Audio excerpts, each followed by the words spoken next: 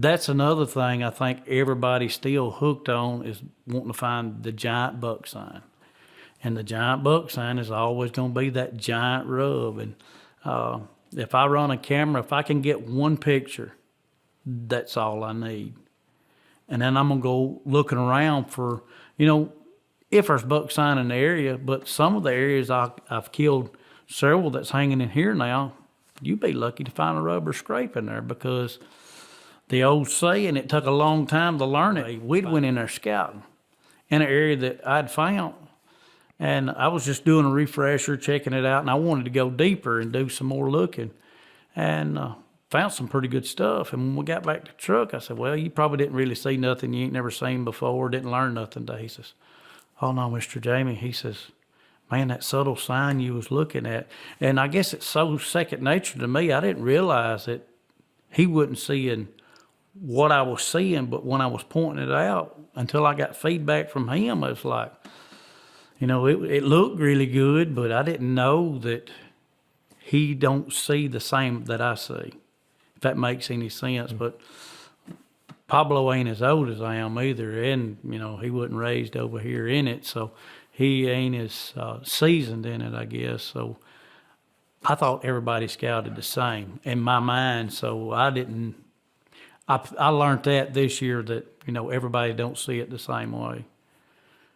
What kind of subtle sign are you talking about?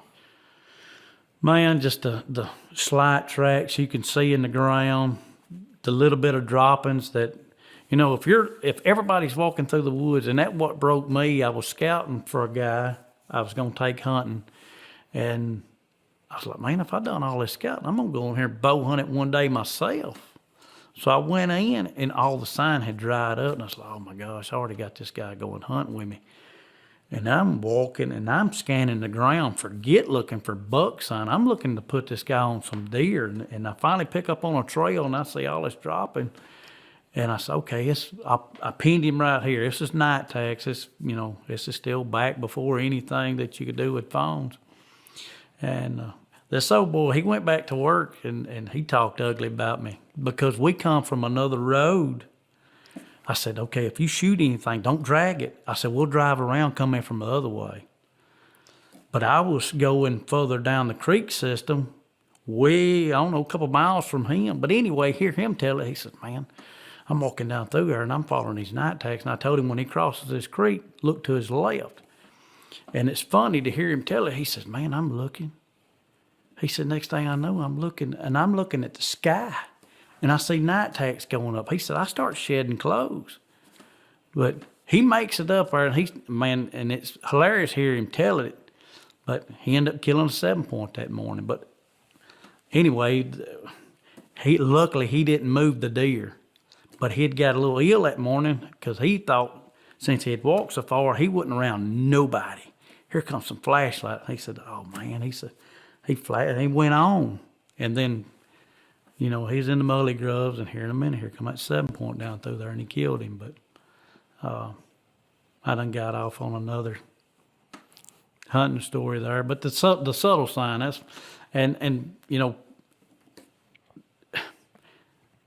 that's another thing I think everybody's still hooked on is wanting to find the giant buck sign. And the giant buck sign is always going to be that giant rub. And if I run a camera, if I can get one picture, that's all I need.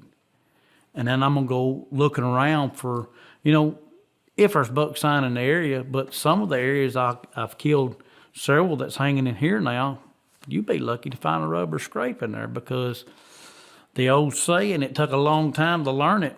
Find the does, find the bucks. And I've climbed on them ridges with them does, and I was like, man, all these does walking through here, but no buck.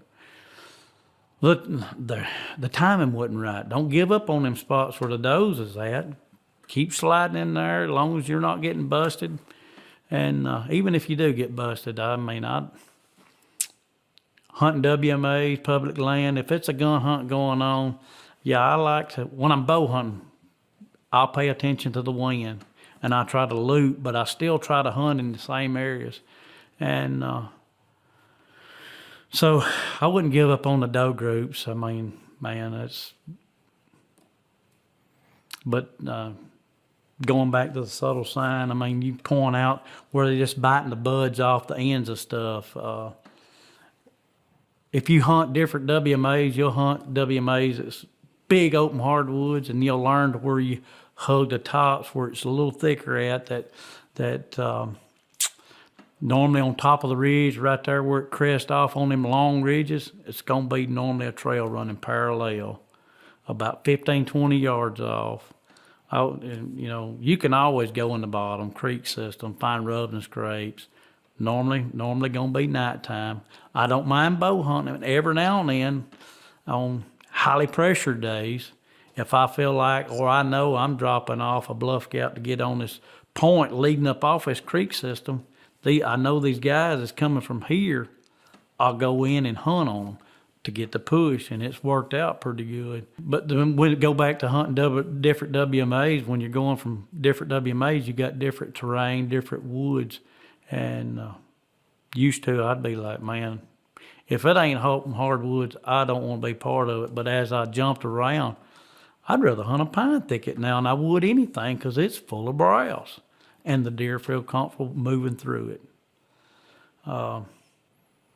And that's some of the subtle sign this year. They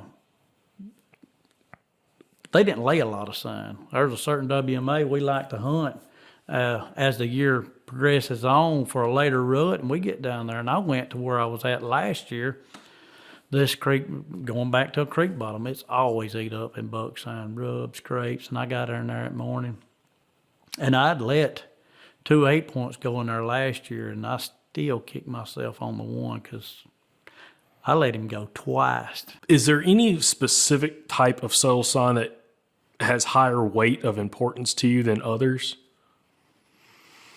No, because if I can find where they're browsing at, biting the buds off, that's really all I'm looking for. And then the other subtle sign is seeing that impression, that track in the ground here or there, or the droppings. Because sometimes if you're focusing on looking for rubs, you'll never see the tracks or the droppings on the ground.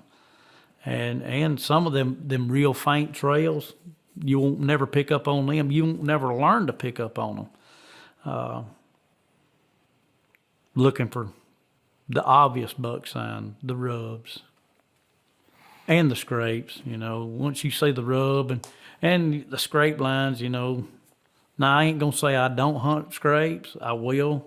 I like to bow hunt them during that time frame. But, well, I say that time frame. It's still, well, throughout the year, I'll bounce. If I get that gut feeling I need to be over close to a scrape, I will. Well, you've got me thinking, just some input. There's a WMA, a new piece of public to me that I just started, I hunted a couple times this year, turkey hunted, and I was blown away by the amount of deer sign I found. And I'm not just talking rubs and scrapes, but the amount of droppings. There were sections of that piece of public that I walked. Now, of course, this was springtime, but it was hard to take steps without stepping in deer droppings. And it was a lot of green browse and stuff, like kind of on the side of these ridges going down into these bottoms. And one thing that kind of crossed my mind, and when you hunt an area, I know deer density, like how many deer per square mile is a big factor, as in like how much sign you could potentially find, especially when it comes to dropping stuff, like how concentrated there are in certain areas. And then you're constantly walking through areas that there's nothing there. You're not finding rubs, scrapes, very few tracks, very little sign of browse. How do you focus on when you're scouting, and especially, I'm kind of talking in season, but we're going to get to summer scouting here in a little bit, but like in season, early bow season scouting, or right before bow season, when you find those pockets of maybe some buck sign, rub scrapes, but also you're finding that subtle sign mixed into it, how do you pick out one of them that you like more than the other from a hunting standpoint? Like, what do you need to see other than the sign that tells you it's daylight, probably activity, and it's worth you actually, throwing a hunt at it or throwing a camera there? If I can find where multiple trails pinch into one spot, that's always money, because it's multiple. You got deer coming from any direction versus one trail just continuous and on. that picks your odds up greatly. And then, we was talking earlier about, it's a pandemic all over the United States about the pines dying off, how it's going to pinch and funnel your deer down. Use that at your advantage, because we'd scouted a couple of years ago in a tornado area, and it'd come through, and man, we looking, it's like everything around the sides is just down, but right across the middle was, you could walk right across it fine. And man, you talking about a bow hunting, and it's probably good when the rut kicks in. That doe's gonna go right down through it versus weaving around through all that garbage. Because anyway, she's on that run.